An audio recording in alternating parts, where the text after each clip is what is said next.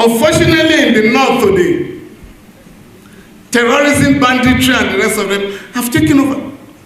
Because for years, we never bother about the children of the poor. They are now in the bush, armed with guns. I beg you, sir, again through you, as of today, this morning, 100 billion naira has not been accessed in the UBEC fund.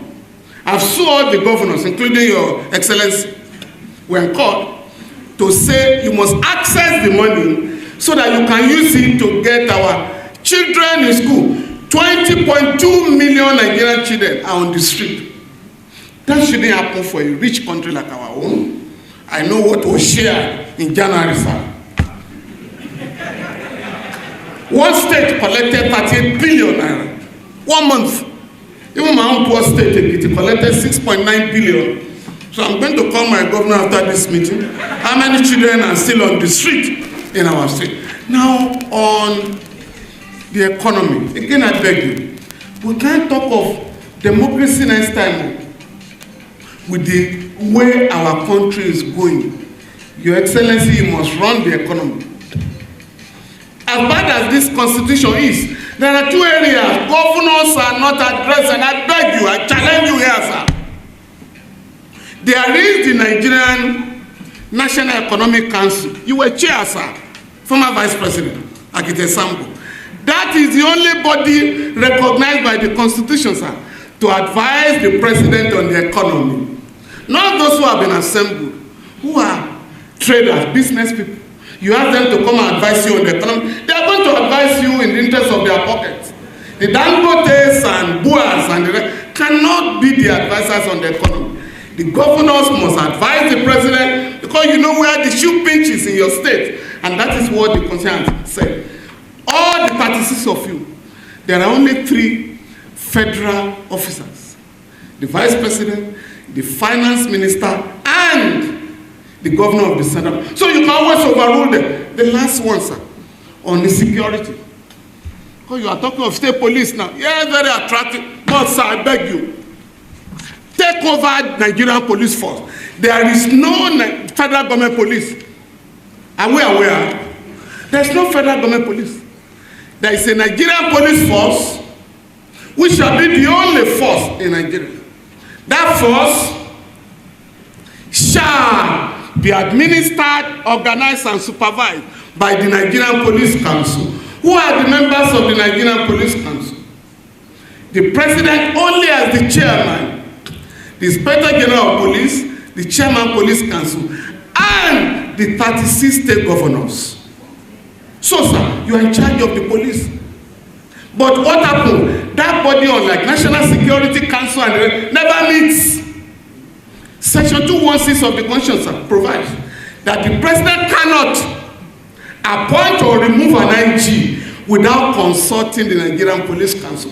But when an IG is going to be appointed or removed, we all read it in the newspapers, including the governors who should have a say. Sir, to have the number of policemen needed in Plateau State, you have the right to go to that council and insist. And I'm asking governors to take control of the security apparatus in our country so that the president alone and the IG are not allowed to control the Nigerian police force. The last point is about the unfortunate incident, the killing of soldiers in Delta State. Like all Nigerians, I sympathize and have expressed my condolence, particularly with the government and the bereaved families. But if we don't learn from that terrible experience, we will repeat it. Under the Constitution, soldiers cannot go anywhere, whether on peace mission or war mission, without deployment by the president. Who deployed the troops? We must find out so that it doesn't happen again.